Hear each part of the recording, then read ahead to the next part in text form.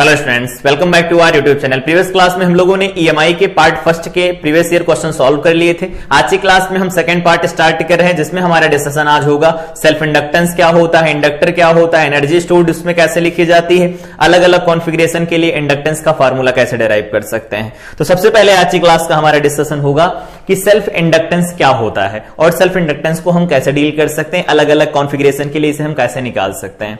तो self induction phenomenon क्या होता है, उससे पहले यहां पर हम कुछ डिस्कस करते हैं। उसे देखो, सपोज हमारे पास ये कोई कोर है, ये कोई कोर है, इसके ऊपर वायर्स लपेट दिए गए हैं, इसके ऊपर वायर्स लपेट दिए गए हैं। सपोज वायर्स कुछ इस तरह के हैं, ये ऐसा है, ठीक है, और दूसरा वायर इस तरह का है कुछ, ये ऐसा है, ठीक है। इसके ऊपर ये लपेटे गए हैं इस तरह से,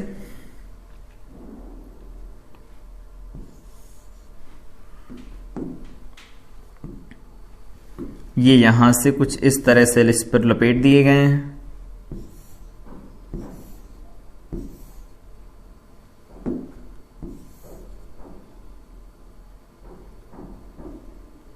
इस तरह से लपेट दिया गया है और इसको हमने यहां से इस तरह से कनेक्ट कर दिया है, ठीक है, दिख रहा होगा ठीक से। ये कोई कॉइल बनी हुई है। अब इस कॉइल को हम यहां पर कनेक्ट करते हैं एक बैटरी के साथ।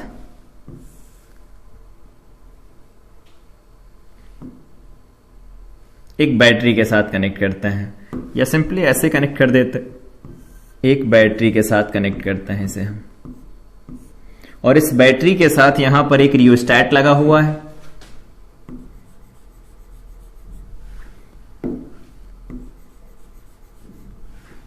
एक रियोस्टैट लगा हुआ है। रियोस्टैट का कुछ पोर्शन यूज किया गया है, कुछ पोर्शन यूज नहीं किया गया। यहां पर कुछ इस तरह से है, ये है रियोस्टैट, ये है बैटरी प्लस माइनस। रियोस्टैट का काम है इसके अंदर करंट को वेरी करवाना। इस तरह से करंट फ्लो करेगी तो माइनस प्लस करंट इस तरफ से एंटर करेगी, इसके अंदर ये करंट एंटर करेगी, और इस तरफ से अगर एंटर करेगी तो करंट की डायरेक्शन क्या होने वाली है, इधर से करंट चलेगी, कुछ इस तरह से करंट चलेगी, ये इस तरह से करंट चलेगी। तो करंट अगर इस तरह से चलेगी तो मैग्नेटिक फील्ड लाइंस देखो कैसे निकलेंगी, ये इस तरह से मैग्नेटिक फील्ड लाइंस होंगी, इस तरह से मैग्नेटिक फील्ड लाइंस होंगी, ये इस तरह से मैग्नेटिक फील्ड लाइंस होंगी। इस तरह से करंट है तो इधर से निकलेंगी बाहर की तरफ और उधर वाले पोर्शन में एंटर कर रही होंगी। इस तरह से कुछ मैग्नेटिक फील्ड लाइंस बनेंगी। फिगर समझ में आया होगा। यहां पर एक कोई कॉइल ले गई है, उसके ऊपर वायर्स लपेट दिए गए हैं, इंसुलेटेड कॉपर वायर्स, और उनको एक बैटरी और एक रियोस्टैट के साथ कनेक्ट कर दिया गया है। अब यहां पर जो ऑब्जर्वेशन है वो समझो। ऑब्जर्वेशन ये है कि यहां पर जो रियोस्टैट लगा है, इसकी मदद से हम इसके अंदर करंट की वैल्यू कम या ज्यादा कर सकते हैं, और जैसे वैल्यू कम या ज्यादा करेंगे तो क्या होगा, इस कॉइल से लिंक होने वाला फ्लक्स चेंज होगा। फिर से रिपीट करते हैं, जब हम रियोस्टैट की मदद से इसके अंदर फ्लो होने वाली करंट बदलेंगे तो करंट के बदलने की वजह से इससे लिंक होने वाला फ्लक्स जो होगा वो भी चेंज होगा।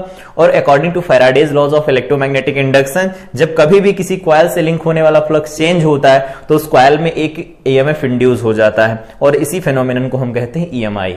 इसका मतलब क्या है कि जैसे जैसे हम यहां पर करंट की वैल्यू बदलते जाएंगे, उस केस में क्या होगा, इसके अक्रॉस एक ईएमएफ बनेगा जो इसके चेंज होने का अपोज करेगा। और अगर चेंज होने का अपोज करेगा तो इसका मतलब यह है कि यहां पर जो कुछ भी हो रहा है, इसकी जो कॉइल के अंदर फ्लक्स है वो किस पर डिपेंड करता है, तो कॉइल का जो फ्लक्स है बेसिकली वो डिपेंड कर रहा है इसमें फ्लो होने वाली करंट के। तो सपोज इसके अंदर आई करंट फ्लो हो रही है, आई करंट फ्लो हो रही है, ये हमारा एक बेसिक स्टेटमेंट है। ये एक बेसिक स्टेटमेंट है कि इसके अंदर जो करंट फ्लो हो रही है, जो फ्लक्स है, उसका इस तरह से रिलेशन निकल के आएगा। मतलब जितनी ज्यादा इसके अंदर करंट फ्लो करेगी उतने ज्यादा इससे फ्लक्स लिंक होगा, यही तो होगा। जितनी कम करंट फ्लो करेगी उतना कम फ्लक्स लिंक होगा। इसका मतलब है इसका जो भी फ्लक्स होगा वो इसकी करंट पर डिपेंड करेगा, और अगर करंट पर डिपेंड करेगा तो यहां से लिख सकते हैं फाई इज इक्वल टू में सम कांस्टेंट इनटू में आई। यहां पर जो सम कांस्टेंट लिखा गया है एल, ये जो सम कांस्टेंट लिखा गया है L, इसी L को कहा जाता है कोफिशिएंट ऑफ सेल्फ इंडक्शन, या फिर इसको कहते हैं इंडक्टेंस कहा जाता है, इसे इंडक्टेंस कहते हैं। कोफिशिएंट ऑफ सेल्फ इंडक्शन या फिर इंडक्टेंस सिंपली कहते हैं। और ये डिपेंड किस पर करता है? Geometry and physical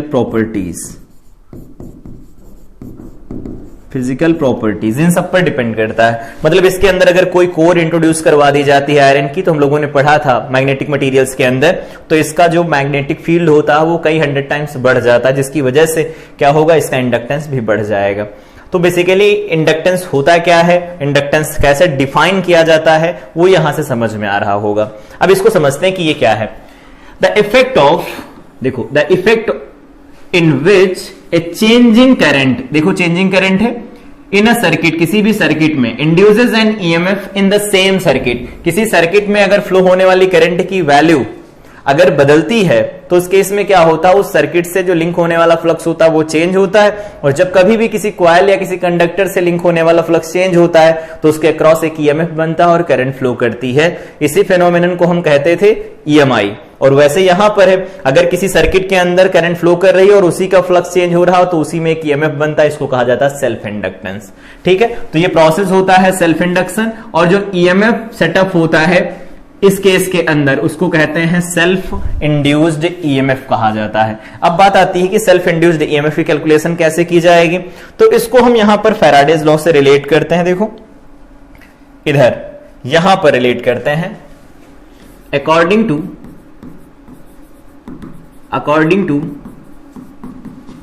Faraday's law के अकॉर्डिंग बात करें तो क्या होता है, जो इंड्यूस्ड ईएमएफ होता है small E is equal to क्या लिखते हैं, -n/d∅/dt लिखा जाता है। ये लिखते हैं फ्रॉम इक्वेशन फर्स्ट ये है, ये जो लिखी गई इसको इक्वेशन फर्स्ट नाम दे रहे हैं। इक्वेशन फर्स्ट से अगर बात करते हैं तो फाई इज इक्वल टू क्या निकल के आया है, फाई इज इक्वल टू में निकल के आया है Li। ठीक है, और फाई की वैल्यू अगर Li निकल के आई तो दोनों तरफ इंटीग्रेट कर दो, तो ये डिफरेंशिएट कर दो, तो d∅/dt बन जाएगा, इधर इज इक्वल टू बन जाएगा L। यहां पर करंट चेंज हो रही ना तो di/dt बन जाएगा। ठीक है, अगर हम मैग्नीट्यूड वाइज लिखें, इसमें नंबर ऑफ टर्न्स होते तब ऐसा लिखा जाता है, नंबर ऑफ टर्न्स एक ही होता है तो उस केस में d∅/dt लिखते हैं।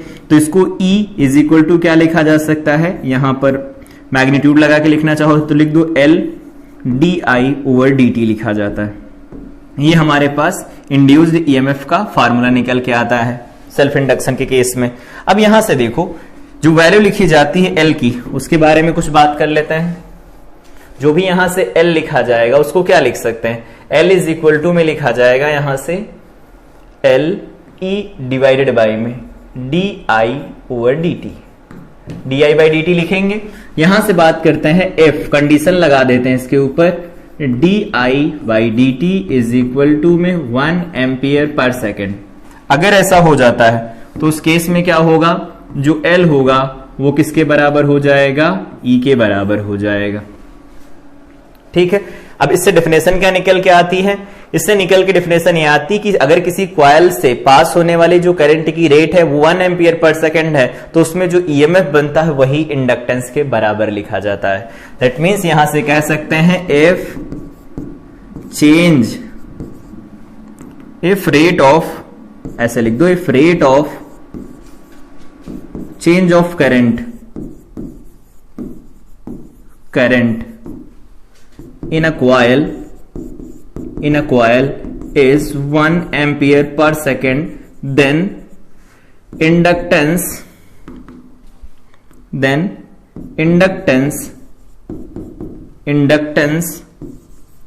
of the coil is equal to the EMF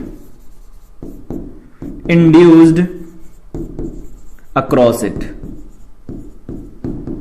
across it. Definition है, अगर बोर्ड एस्पिरेंट है तो बोर्ड के लिए डेफिनेशन इंपॉर्टेंट है, बाकी निकल के कहां से आती है वो अलग अलग केस में इस तरह से हम कैलकुलेट कर सकते हैं। आई थिंक ये चीज समझ में आई होगी कैसे लिख सकते हैं। इसको रिलेट करते हैं कुछ इंपॉर्टेंट पॉइंट्स यहां पर, इसकी यूनिट्स के बाद बात कर लेते हैं। यूनिट क्या होती है, तो यूनिट, इसकी यूनिट क्या निकल के आएगी, तो फाई इज इक्वल टू भी पढ़ा क्या होता है, एल आई होता है। तो यहां से एल की वैल्यू क्या निकल के आएगी, वेबर, वेबर ही तो लिखते हैं फाई को, और यहां हो जाएगा एम्पियर, वेबर पर एम्पियर बनेगा।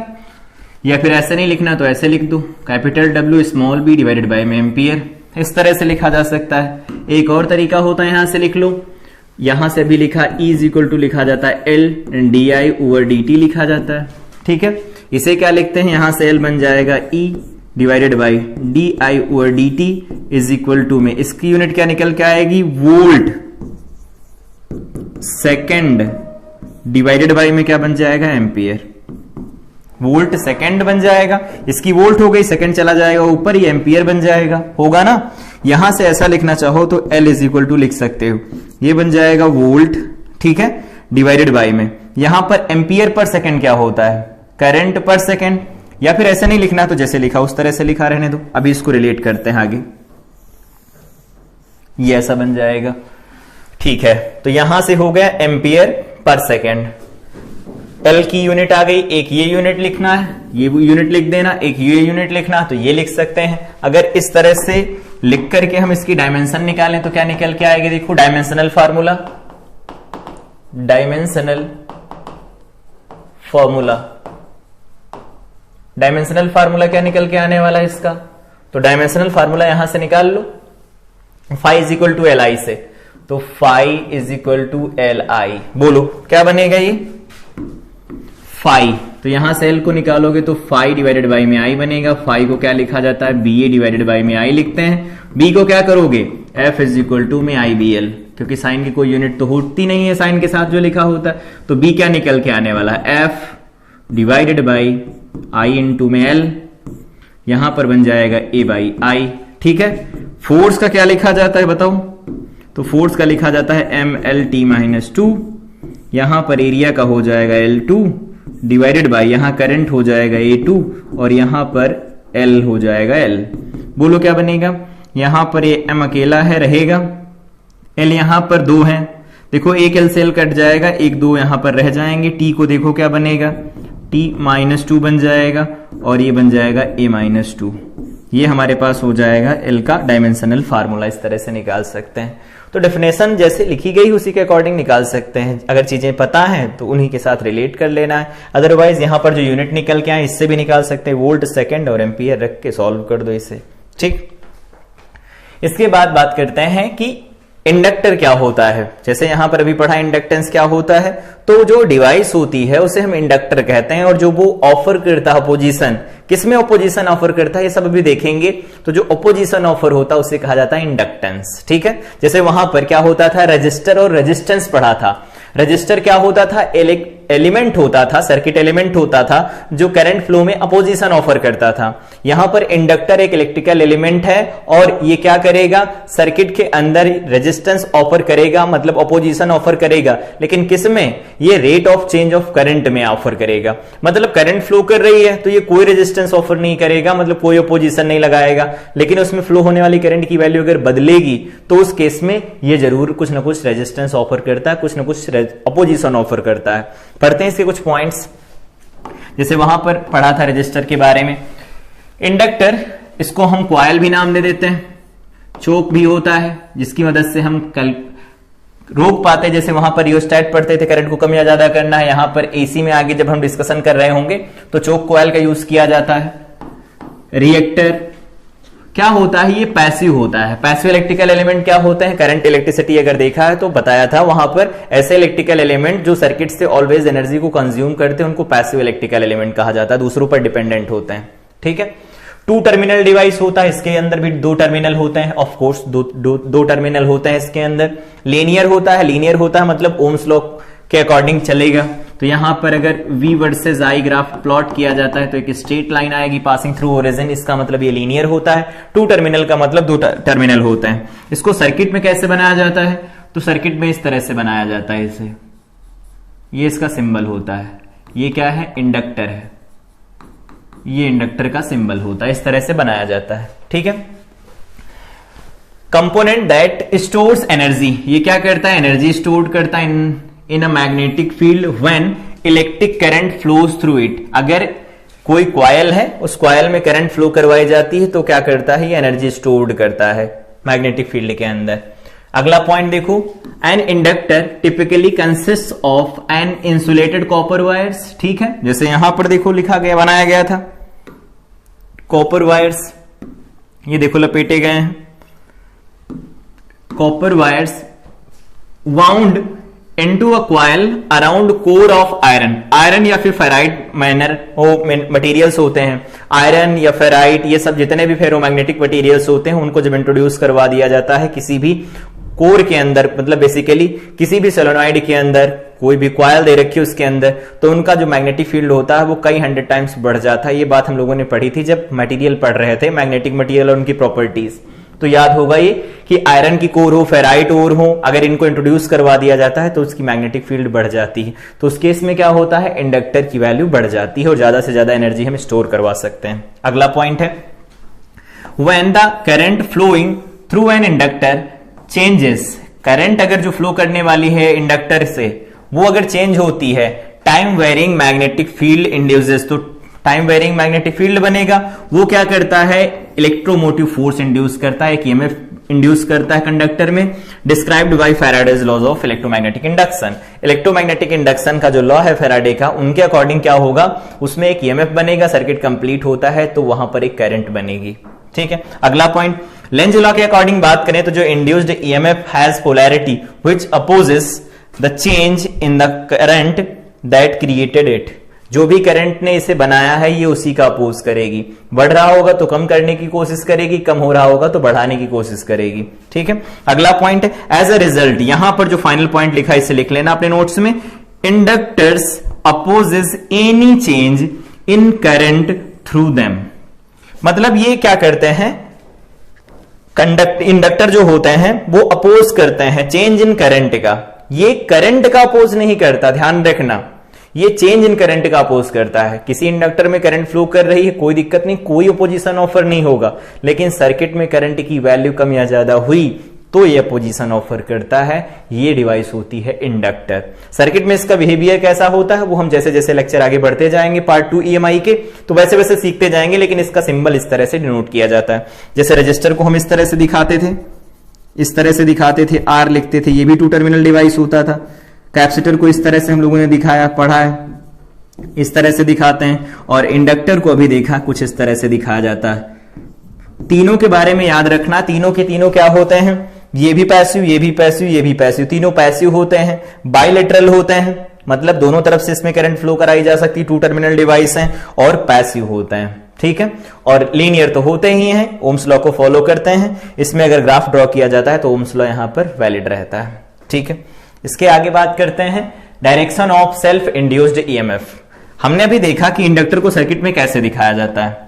तो जब कभी भी हमें सेल्फ इंड्यूस्ड ईएमएफ की डायरेक्शन डिनोट करनी हो तो कुछ इस तरह से डिनोट की जाती है। सपोज हमारे पास यहां पर एक टर्मिनल दिया गया है, यहां पर ये एक इंडक्टर लगाया गया है, ये ऐसा कुछ, यहां पर ये टर्मिनल है, यहां पर बी टर्मिनल है, इसमें करंट फ्लो कर रही है, इसमें करंट फ्लो कर रही है इधर आई, और ये क्या है, इंक्रीजिंग है, इंक्रीजिंग है करंट। और अगर करंट की वैल्यू इंक्रीजिंग होती तो अभी पढ़ा हम लोगों ने, यहां पर ये पॉइंट देखो, अकॉर्डिंग टू लेंज लॉ ये जो भी बनेगा यहां पर इंड्यूस्ड ईएमएफ वो खुद ही अपोज करेगा अपने कॉज का।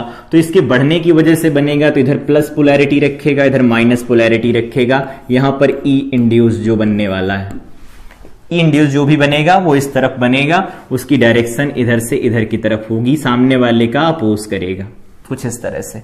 अगर करंट की वैल्यू बढ़ रही है, केस फर्स्ट है, लेकिन दूसरा केस भी तो हो सकता है करंट की वैल्यू कम भी हो रही हो। तो करंट की वैल्यू अगर कम होती तो उस केस में देखो क्या होता है,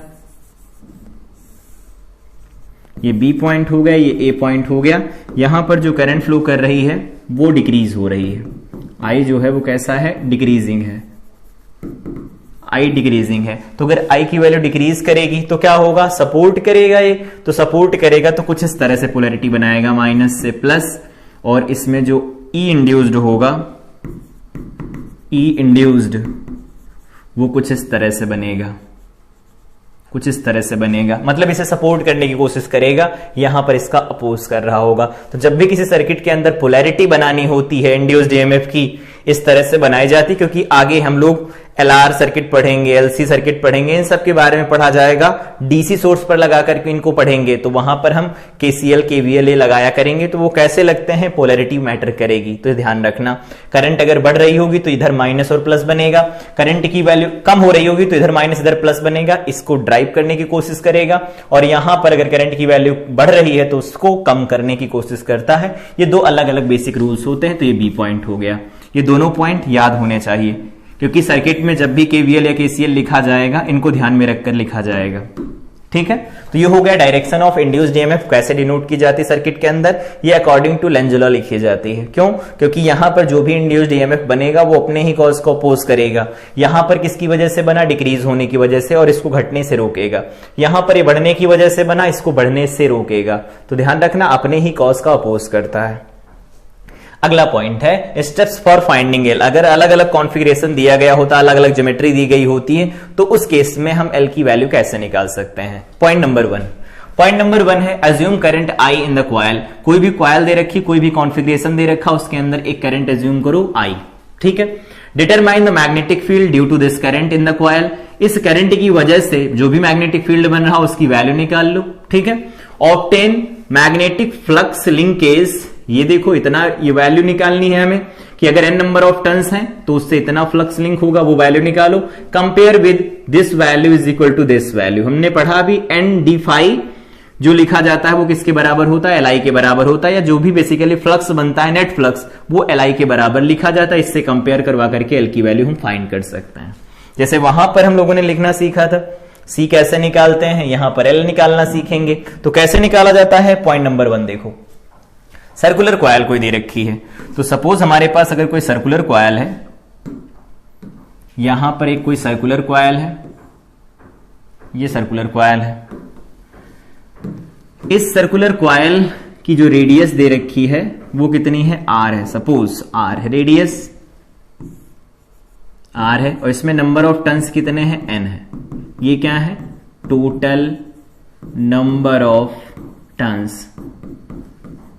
टोटल नंबर ऑफ टर्न्स कितने हैं, एन है। तो अगर एन नंबर ऑफ टर्न्स होंगे, इसमें करंट कितनी फ्लो कर रही, सपोज आई करंट फ्लो कर रही है, तो इसकी वजह से अगर हम फील्ड लिखें तो क्या लिखेंगे, पहला पॉइंट तो यही करंट मान लो, मान लिया।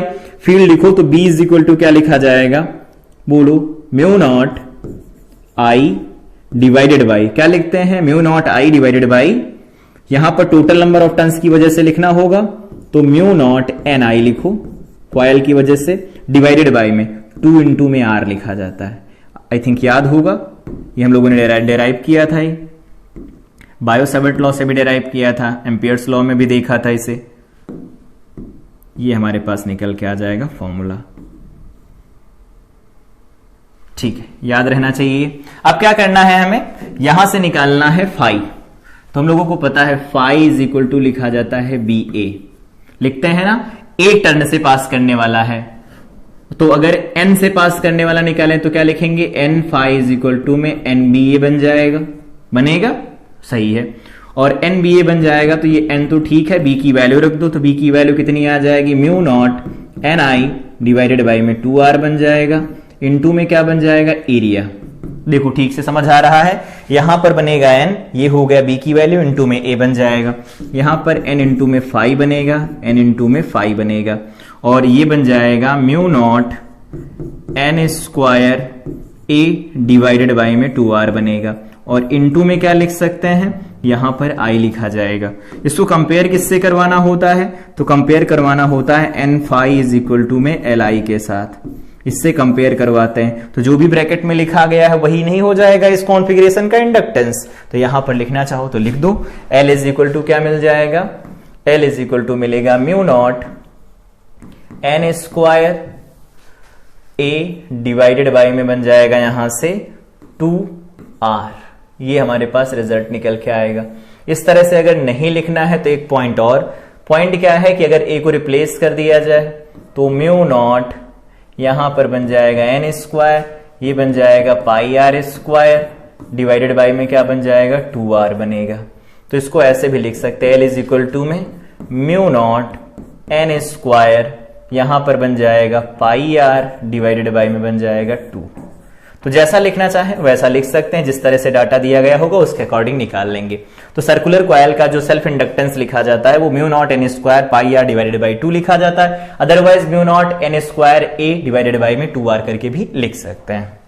अगला पॉइंट सोलेनॉइड। सोलेनॉइड का क्या लिखा जा सकता है, बना दो, ये है सोलेनॉइड। सोलेनॉइड का बनाया जाए तो कैसे बनाया जा सकता है, ये सोलेनॉइड है, कुछ इस तरह से बनाई गई है, ये इस तरह से बना दी गई, ठीक है। इसमें करंट आई फ्लो कर रही है, ये तो हमें मानना ही पड़ेगा, करंट आई है इसके अंदर, इधर से जा रही है, इधर से बाहर आ रही है। अगला पॉइंट क्या होता है, करंट इधर से जाएगी तो कुछ इस तरह से करंट जा रही होगी, ये इधर से जाएगी। अब हमें क्या करना है, यहां पर हमें लिखना है बी, तो बी क्या लिखा जाएगा, म्यू नॉट एन आई होता है, एन आई मतलब स्मॉल एन इंटू में आई लिखा जाता है, याद होगा, ठीक है। तो म्यू नॉट एन आई लिखते हैं, लेकिन ये किससे लिखा जाता है, एक टर्न की वजह से। तो यहां से बी इज इक्वल टू क्या लिखा जा सकता है, म्यू नॉट, ये क्या लिखा गया है एन, तो एन यहां पर या ऐसे लिख दो, टोटल एन लिख देते हैं ना, total number of turns N है, यहां पर लिख दो, पहले एज्यूम कर लेते हैं total number of turns, total number of turns is equal to में कितने हो जाएंगे, n इंटू एल हो जाएंगे, अगर इसकी लेंथ l है तो। अब तो ठीक लग रहा होगा, small n number of turns per unit length है। तो क्या लिख सकते हैं यहां पर, इसे लिख दो mu naught N I, N I ये एक से पास करने वाला होगा, तो टोटल क्या लिखा जाएगा, यहां पर अगर हम रख देते हैं तो b इज इक्वल टू में बन जाएगा, ये तो ठीक है, फाई लिखवाओ पहले, फाई इज इक्वल टू बन जाएगा b इंटू में एरिया, तो b क्या होगा, तो b हो जाएगा म्यू नॉट एन आई इंटू में एरिया बनेगा, ये फाई निकल के आएगा। अब इसमें टोटल नंबर ऑफ टर्न से मल्टीप्लाई करा देंगे, तो n into L total number of turn है, इधर भी मल्टीप्लाई करा दो, यहां पर म्यू नॉट यहां हो जाएगा एन स्क्वायर, यहां पर बन जाएगा l इंटू में a बन जाएगा, और बाहर क्या बन जाएगा, i बन जाएगा। ये क्या लिखा गया है, ये लिखा गया है n इंटू में फाई, यही तो है। तो अगर ये n इंटू फाई लिखा गया है तो ये हो जाएगा हमारे पास टोटल फ्लक्स, और यहां पर करंट को छोड़कर जो कुछ भी बचता है वो क्या लिखा जाता है, l। तो इस कॉन्फ़िगरेशन का जो l बनेगा वो कितना लिखा जा सकता है, म्यू नॉट एन स्क्वायर, ठीक है, म्यू नॉट एन स्क्वायर, यहां पर a इंटू एल लिखा जाता है, एक तो फार्मूला ये निकल के आएगा, और लगा के लिखना चाहो तो लिख दो L इज इक्वल टू में mu naught N square V हो जाएगा, V क्या हो जाएगा, वॉल्यूम, एरिया इंटू में लेंथ क्या होगा, वॉल्यूम हो जाएगा। तो इस तरह से लिखना हो तो इस तरह से लिख सकते हैं, इस तरह से लिखना हो तो इस तरह से भी लिख सकते हैं। R की वैल्यू अगर दे रखी हो, यहां पर सपोज R दिया गया है तो A को रिप्लेस कर देना पाई आर स्क्वायर के साथ, तो भी ठीक रहेगा। तो जैसे जैसे पूछा जाए उस हिसाब से हम अलग अलग केस के लिए सेल्फ इंडक्टेंस की वैल्यू निकाल सकते हैं। आई थिंक ये समझ में आया होगा। पहले क्या करनी, करंट एज्यूम करना है, B लिखना है करंट की वजह से, उसके बाद में एक टर्न से कितना फ्लक्स लिंक करेगा वो निकालो, फिर टोटल नंबर ऑफ टर्न से कितना फ्लक्स लिंक करेगा वो निकालो, I को छोड़कर राइट साइड में जो भी बचता है वो L होता है, ठीक है। इसके बाद अगला point, toroid of circular cross section. Toroid of circular cross section का क्या मतलब है, सपोज हमारे पास यहां पर ये ऐसी कोई टोराइड दे रखी है, आई थिंक विजिबल होगा, ये ऐसी टोराइड दे रखी है,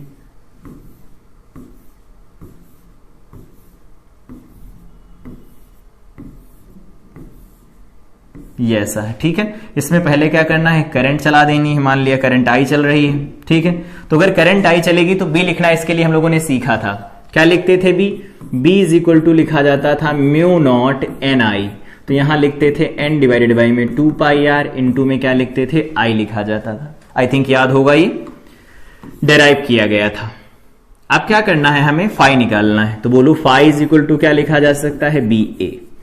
बी क्या आया है, mu naught N divided by में क्या है आई 2 पाई आर, तो ये हो गया बी इंटू में एरिया क्या लिखा जाएगा, इसका एरिया लिखा जाएगा, एरिया को एरिया लिखा रहने दो या पाई आर स्क्वायर करके लिख दो, आर मीन रेडियस होगी, फाई इज इक्वल टू ये ऐसा बन जाएगा। अब हमें क्या करना है, यहां से n इंटू में फाई कर देना है, तो n इंटू फाई करेंगे तो क्या हो जाएगा mu naught n divided by में i, और यहां पर क्या लिखेंगे 2 पाई, यहां पर हो जाएगा n का स्क्वायर, ये बन जाएगा पाई आर स्क्वायर। फिर से रिपीट करते हैं, n से मल्टीप्लाई करा n स्क्वायर हो जाएगा, जैसा लिखा वैसा लिख देंगे, n into phi is equal to में i को छोड़कर बाकी को अलग लिख दो, mu naught n square i, यहां i को हटा देते हैं यहां पर, ये बन जाएगा पाई आर स्क्वायर डिवाइडेड बाई में 2 पाई। ठीक है, यहां पर ये r छूट गया है, 2 पाई r होता है ना, तो यहां पर 2 पाई r होता है, ये r छूट गया है, यहां पर r लिख दो, इसको सॉल्व कर देते हैं तो बन जाएगा mu naught n square pi r, पाई से पाई कैंसिल हो जाएगा, तो पाई से पाई कैंसिल हो जाएगा, यहां बन जाएगा r डिवाइडेड बाई में 2 बनेगा, पाई से पाई कैंसिल हो गया, ठीक है, इनटू में क्या बन जाएगा i बन जाएगा, एक बार चेक कर लो, mu naught n square, r से r कैंसिल, एक r बच जाएगा, 2 बचेगा, ठीक है, तो यहां से l क्या निकल के आ गया, l निकल के आया mu naught n square r divided by में क्या निकल के आएगा 2, ये हो जाएगा l, where r is mean radius होती है। इस बात को हम लोगों ने डिस्कस भी किया था, अगर पढ़ा है तो देखा होगा, इस तरह से हम निकाल सकते हैं। तो टोराइड अगर सर्कुलर क्रॉस सेक्शन की होती है तो उसका एल ऐसे लिखा जाता है, सेलेनॉइड होती है तो उसका एल इस तरह से निकालते हैं, और अगर सर्कुलर कॉइल होती तो उसका एल इस तरह से निकाला जाता है। ठीक है, ये स्टेप्स हो गए। अब इसके आगे यहां पर बात करते हैं कि toroid of rectangular cross section दिया गया होगा तो कैसे लिखा जा सकता है। ये सर्कुलर का था, ये रेक्टेंगुलर का है। अगर रेक्टेंगुलर क्रॉस सेक्शन दिया गया होता तो उस केस में हमें क्या करना है, डायरेक्ट नहीं निकाल पाते हैं, क्यों, क्योंकि वहां पर चेंज होगा फ्लक्स और बी। तो कैसे निकालेंगे, देखो सपोज हमारे पास यहां पर कुछ ये ऐसा दिया गया है, इसको हम ये कलर दे देते हैं और इसके सामने एक दूसरा बना देते हैं ऐसा कुछ। अब देखो इसे, यहां से ऐसा कुछ दिया गया है, अभी दिखने लगेगा, पूरा नहीं है, एक तरफ का बना रहे हैं, सिर्फ देखने लायक, कैलकुलेशन करनी ना तो देखने लायक तो बन जाना चाहिए। और साथ में यहां पर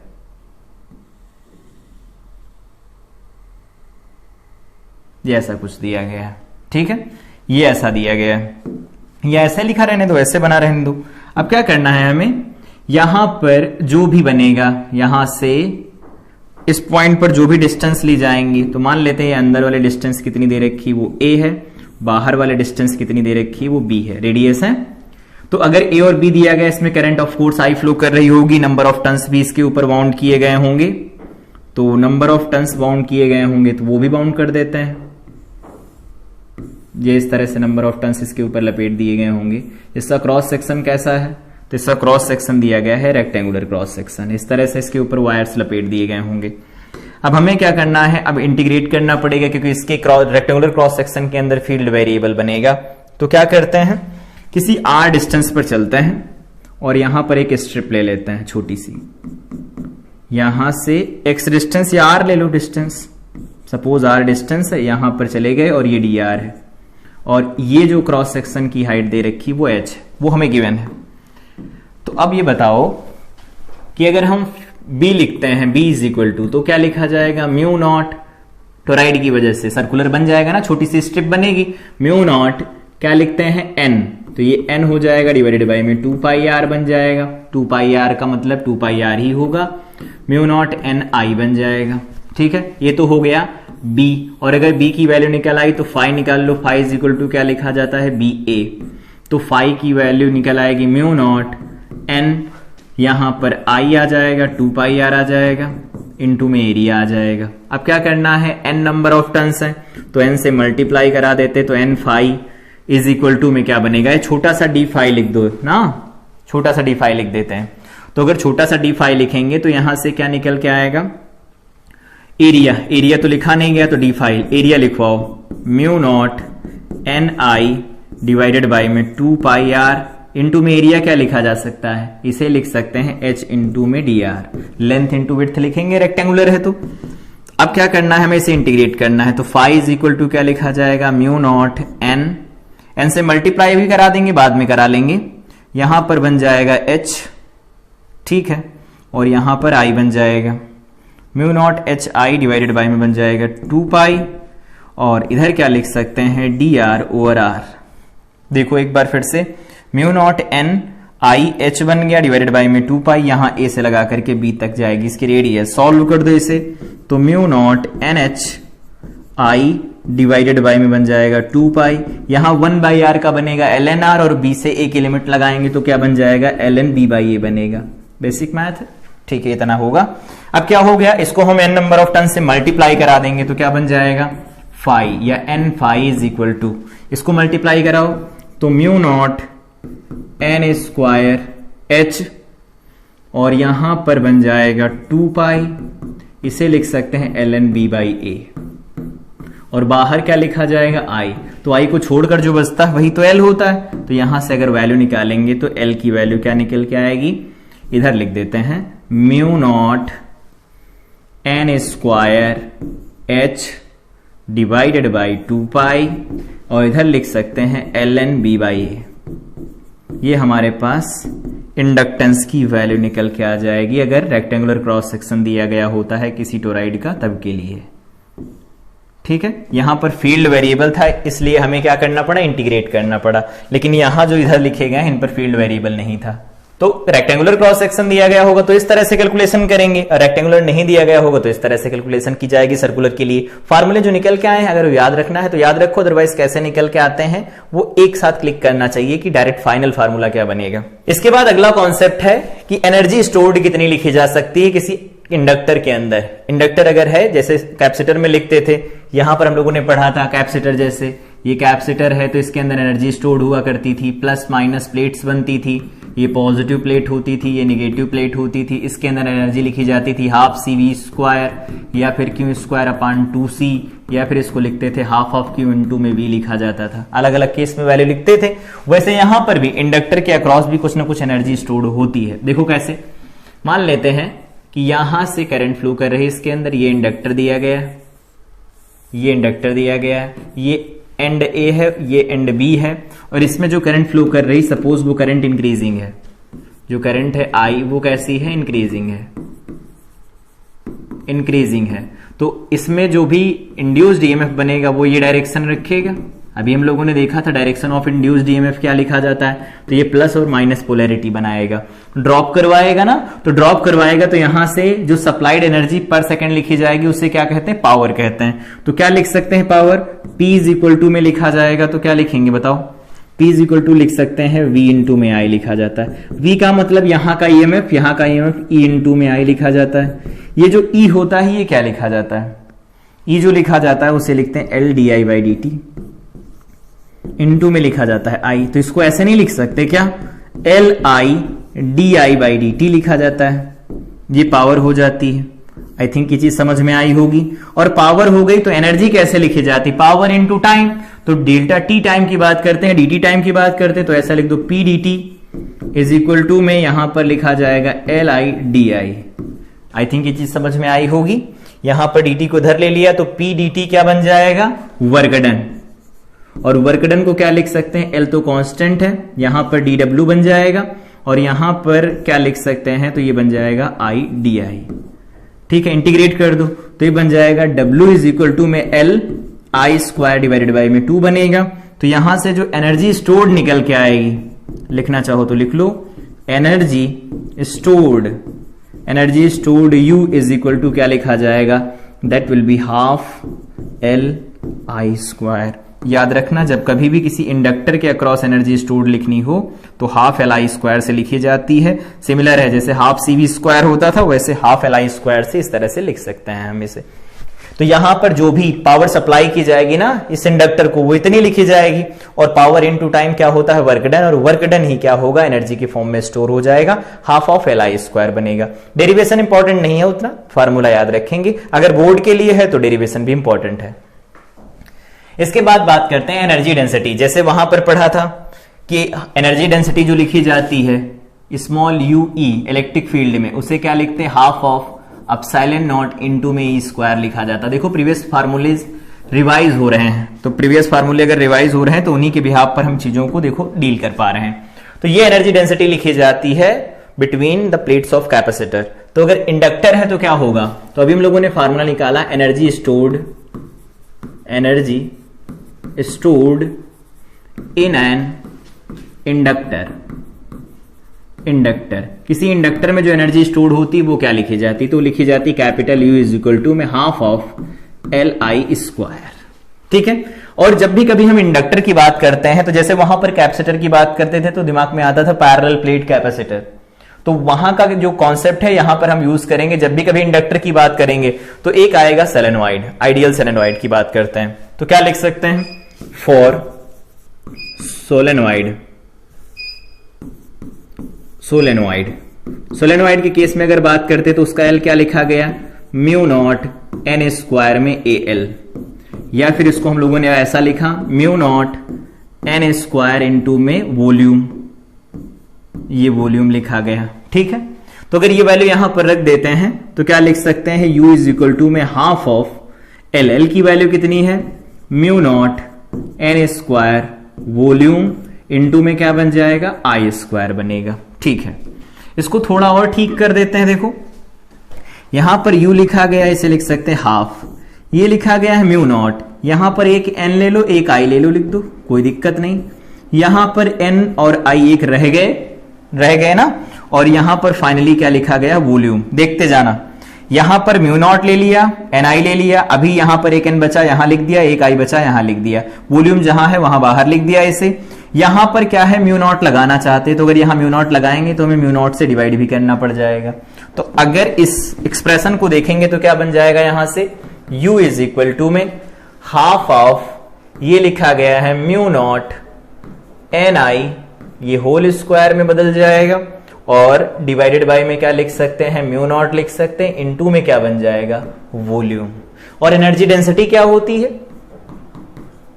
एनर्जी डेंसिटी क्या होती है, एनर्जी डेंसिटी होती है स्मॉल u, और इसे हम b से लिखेंगे, क्यों, मैग्नेटिक फील्ड लिखी होगी तो u भी लिखेंगे, तो क्या लिखा जाएगा, कैपिटल U डिवाइडेड बाय में वॉल्यूम। तो वॉल्यूम अगर लिखते हैं तो इसको वॉल्यूम से डिवाइड कर देना है, तो स्मॉल u b जो निकल के आएगा ये बनेगा half of mu naught N I का होल स्क्वायर डिवाइडेड बाय में बन जाएगा म्यू नॉट। कुछ याद आ रहा है, जो ब्रैकेट के अंदर लिखा गया वो क्या है, वो है मैग्नेटिक फील्ड इनसाइड सोलेनॉइड। अगर मैग्नेटिक फील्ड इनसाइड सोलेनॉइड है तो यहां से लिख सकते हैं U B is equal to में half of B square divided by में म्यू नॉट लिखा जाता है, ये याद रखना। तो एनर्जी डेंसिटी इस तरह से लिखी जाती है, और ये प्रोसेस क्या होता है, कैसे लिखा जाता है, आइडियलाइज कैसे करते हैं। जैसे वहां पर लिखते थे half of epsilon naught E square, यहां लिखते half of B square by mu naught लिखा जाता है। ठीक है। किसी भी माध्यम के लिए लिखा जाएगा, कोई पर्टिकुलर मीडियम दिया गया होगा तो उस मीडियम के लिए हमें रिलेटिव परमिटिविटी चाहिए होगी, रिलेटिव परमिबिलिटी चाहिए होगी। जैसे वहां लिखते थे एप्सिलॉन नॉट एप्सिलॉन, और यहां लिखते म्यू नॉट म्यू आर। ठीक है। इस तरह से हम डिराइव कर सकते हैं एक्सप्रेशन की, कैसे डिराइव किया जाएगा एनर्जी स्टोर्ड का। तो बोर्ड के लिए डेरिवेशन इंपॉर्टेंट है, जेई के लिए डेरिवेशन इंपॉर्टेंट नहीं है। यहां पर एनर्जी डेंसिटी लिख दिया, यहां पर एक क्वेश्चन दिया गया है, क्वेश्चन देखो क्या है, कह रहे हैं coaxial cables are often used to connect electrical devices such as your video system and in receiving signals in television cables model a long coaxial cables as a thin cylindrical conducting cell of radius b concentric with a solid cylinder of radius a as shown in figure। इसका figure नहीं बनाया गया है, देख लो कैसा figure है। इसका figure कुछ इस तरह से है, एक बाहर एक सिलेंडर बनाया गया है, ये बाहर एक सिलेंडर बनाया गया है, एक सिलेंडर इसके अंदर बनाया गया है, सॉलिड सिलेंडर है, या इसको ऐसे बना देते हैं। एक सिलेंडर कुछ ऐसा बनाया गया है और दूसरा सिलेंडर कुछ ऐसा है।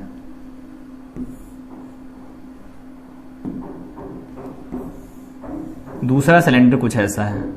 ये जो सिलेंडर बनाया गया है सॉलिड सिलेंडर है, कोएक्सियल है, सॉलिड सिलेंडर है। फिल कर देते हैं। ये सॉलिड सिलेंडर, ठीक है। बाहर वाले की रेडियस दे रखी है यहां से यहां, अगर हम इसकी एक्सिस बना देते हैं, कोएक्सियल है ना, ये इनकी एक्सिस हो गई सपोज, ये एक्सिस है इसकी, और यहां से यहां तक की डिस्टेंस कितनी b है और यहां से यहां तक की डिस्टेंस कितनी है a है। ठीक है, ये डिस्टेंस कितनी a है, एक डिस्टेंस a दूसरी डिस्टेंस b दे रखी है। क्वेश्चन ये है कि इसमें करंट जा रही है ऊपर की साइड I और इसमें करंट जा रही नीचे की साइड I। क्वेश्चन यही सेम है। इसकी लेंथ कितनी है, लेंथ L है, केबल की लेंथ L है। क्वेश्चन ये है इसका इंडक्टेंस क्या लिखा जाएगा, तो वही बताना है। Calculate the inductance L of the length of L of this cable. क्या लिखा जाएगा वैसे बताओ। तो इसमें जो बाहर वाला पोर्शन है उसकी करंट की बात कर रहे हैं हम, तो बाहर वाले पोर्शन की करंट की बात करोगे तो क्या लिखेंगे, पहले फील्ड लिखना पड़ेगा। और फील्ड कैसे लिखा जाता है, तो फील्ड यहां पर क्या होगा, छोटी छोटी स्ट्रिप्स होंगी ना, तो छोटी छोटी स्ट्रिप ले लो और उसका फील्ड लिखो। तो B इज इक्वल टू क्या लिखा जाएगा, म्यू नॉट, बोलो म्यू नॉट। और यहां पर जो स्ट्रिप ली जा रही है वो कुछ होगी तो इस तरह की, ये सिलेंडर का क्रॉस सेक्शन तो इस तरह से होने वाला है ना, क्रॉस सेक्शन तो इस तरह से होने वाला है इसका, जो भी यहां अंदर है इसका क्रॉस सेक्शन कुछ ऐसा होगा, इस वाले का क्रॉस सेक्शन कुछ इस तरह का होगा, यही तो होगा ना। तो एक स्ट्रिप लेनी है हमें, तो एक स्ट्रिप ले लो छोटी सी, इसका क्रॉस सेक्शन बाहर निकाल लेते हैं। ये बाहर वाला है, इसकी रेडियस कितनी दे रखी है b, ये अंदर वाला है, इसकी रेडियस कितनी दे रखी है a, और यहां पर एक स्ट्रिप ले ली जा रही है, ये छोटी सी स्ट्रिप है, ये स्ट्रिप है। और अगर ये स्ट्रिप ली जाएगी, इसकी रेडियस सपोज कितनी दे रखी है स्मॉल r, और इसकी जो थिकनेस दे रखी है दैट इज dr। तो बताओ यहां से जो b लिखा जाएगा, b is equal to mu naught, यहां पर बन जाएगा I डिवाइडेड बाई में 2 पाई r बन जाएगा। r डिस्टेंस के लिए सिलेंड्रिकल वायर जैसा होगा, तो यहां से फाई निकालोगे, d phi is equal to में b da निकल के आएगा। b की वैल्यू तो यही रख देंगे, क्या, mu naught I divided by में 2 पाई r इनटू में एरिया क्या लिखा जाएगा, तो इसकी लेंथ कितनी L, तो लेंथ हो गई L, थिकनेस कितनी ले रहे हैं हम लोग dx, तो dx हो जाएगा, dx क्यों dr है। इसको सॉल्व कर देते हैं, d फाई लिखा गया है, तो यहां से फाई इज इक्वल टू निकल के आएगा म्यू नॉट, यहां पर क्या लिख सकते हैं I इंटू में L, या फिर ऐसे ना लिखो, म्यू नॉट बन जाएगा, इसे लिख सकते हैं L लिख दें, अच्छा एक बार, mu naught I L divided by में 2 पाई, यहां पर बन जाएगा dr, यहां पर r, a से लगा करके b तक बन जाएगा। जैसे ऐसा लगाएंगे तो ln b बाई ए बन जाएगा। तो यहां से सीधे l बता दो ना कितना होगा, म्यू नॉट रहेगा, l रहेगा, डिवाइडेड बाई में 2 पाई रहेगा, यहां पर ln b बाई ए रहेगा। ये हमारे पास इंडक्टेंस की वैल्यू निकल आएगी। तो कोई भी अननोन कॉन्फ़िगरेशन भी दिया गया होगा, जैसे वहां पर अननोन कॉन्फ़िगरेशन की कैपेसिटेंस कैपेसिटर दिया गया होता था, उसकी कैपेसिटेंस निकाल लेते थे, वैसे हम यहां पर कोई भी अननोन कॉन्फ़िगरेशन दिया गया होगा तो उसका इंडक्टेंस कैलकुलेट कर सकते हैं। बस फार्मूला एक ही याद रखना है कि फाई इज इक्वल टू क्या लिखा जाता है, एल आई लिखा जाता है। तो जब भी कभी हम फाई कैलकुलेट कर लेंगे उस पूरे कॉन्फ़िगरेशन के लिए, और उसमें साथ जो आई लिखा गया होगा, आई को हटाने के बाद जो भी कॉन्फ़िगरेशन बचता है वो उसकी ज्योमेट्री पर डिपेंड करता है, और ज्योमेट्री पर डिपेंड करता है वो उसका इंडक्टेंस होता है, वो इस तरह से निकाला जाता है। एक क्वेश्चन होमवर्क है, सुनो, होमवर्क ले लो, क्वेश्चन एक सॉल्व करना है। होमवर्क क्वेश्चन इस तरह से दिया गया है, अगर ये ऐसा दिया गया है, नहीं बन पा रहा है ये, ठीक है,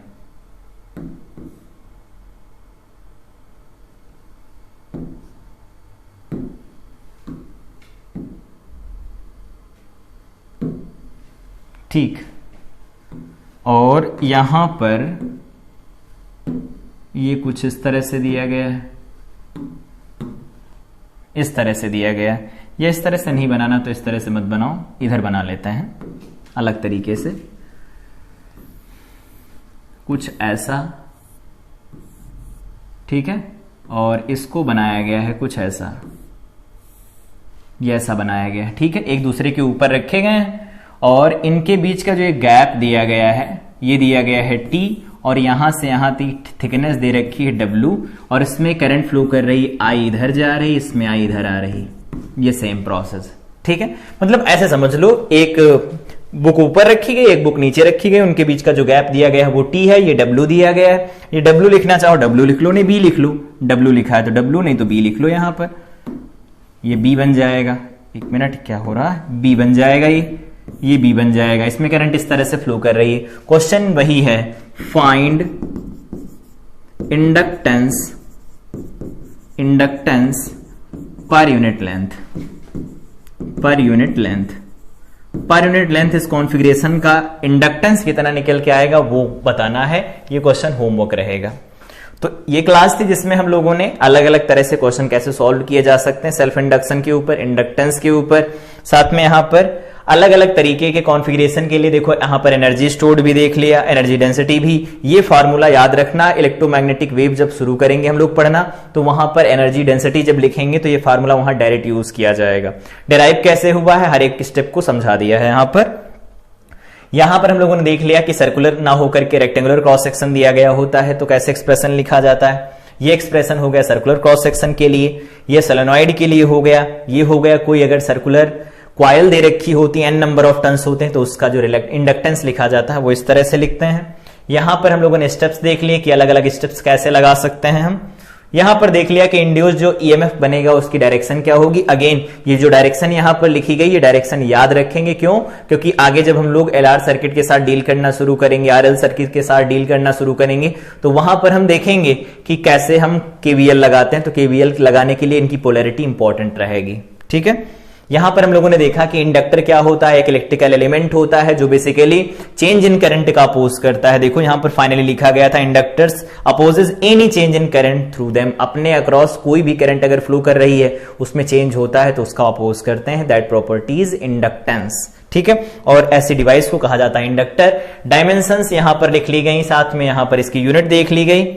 यहां पर एक और यूनिट ऐड करना चाहो यूनिट ऐड कर लो, बोर्ड में वही दी जाएगी या फिर क्वेश्चन में वही दी जाती है। एल की जो यूनिट होती है, यहां पर जो यूनिट ऑफ एल होती है, यूनिट ऑफ एल वो लिखी जाती है हेनरी, हेनरी लिखी जाती है। इसको हम कैपिटल एच से डिनोट करते हैं, साइंटिस्ट थे उन्हीं के नाम पर है ये। तो हेनरी भी इसकी यूनिट होती है। ज्यादातर ये मिली हेनरी में दिया जाता है तो चेंज तो करना जानते हैं। जितनी भी यूनिट लिखी गई ये सब एक दूसरे के बराबर होती है, इसमें रिलेशन 1:1 का होता है। दिस वैल्यू 1 अगर ये लिखा गया तो इसमें भी 1 होगा, इसमें भी 1 लिखा जाएगा। मिली हेनरी में दिया गया होगा तो 1 milli henry is equal to 10⁻³ henry से बदल लेंगे। ठीक है, माइक्रो में दिया जाएगा -6 से, जैसा दिया गया होगा बदल लेंगे। तो एक अलग ये यूनिट निकल के आ गई, ये यूनिट भी निकल के आ गई। यहां पर हम लोगों ने डिस्कस किया फैराडे लॉ के अकॉर्डिंग कि अगर हम φ = Li लिखते हैं तो उस केस में क्या होता है, जो E निकल के आता है LdI/dt होता है। तो rate of change of current in a coil is 1 ampere, then induced EMF in the coil is equal to the, क्या कह रहे हैं, then inductance of the coil is equal to the EMF induced across it. ठीक है, यहां पर हम लोगों ने देखा सेल्फ इंडक्शन क्या होता है, उसकी डेफिनेशन क्या होती है और उसको कैसे रिलेट कर सकते हैं। तो इस क्लास में हम लोगों ने इन सारे टॉपिक को कवर किया। अगली क्लास में हमारा डिस्कशन स्टार्ट होगा डिके ऑफ करंट। अगर कोई इंडक्टर सर्किट के अंदर जोड़ा गया है तो उसके अक्रॉस कितनी करंट जाएगी, अगर वो डिके करवा रहा है, ग्रोथ करवा रहा है करंट उसके अंदर बढ़ रही, करंट कम हो रही होती तो करंट की इक्वेशन कैसे लिखी जाती है, एनर्जी की इक्वेशन कैसे लिखी जाती है और आरएल सर्किट के साथ कैसे डील किया जा सकता है, इन सबका डिस्कशन करेंगे। तो तब तक के लिए इस क्लास को रिवाइज करें। मिलते हैं अगली क्लास में। Till then I wish you all the best.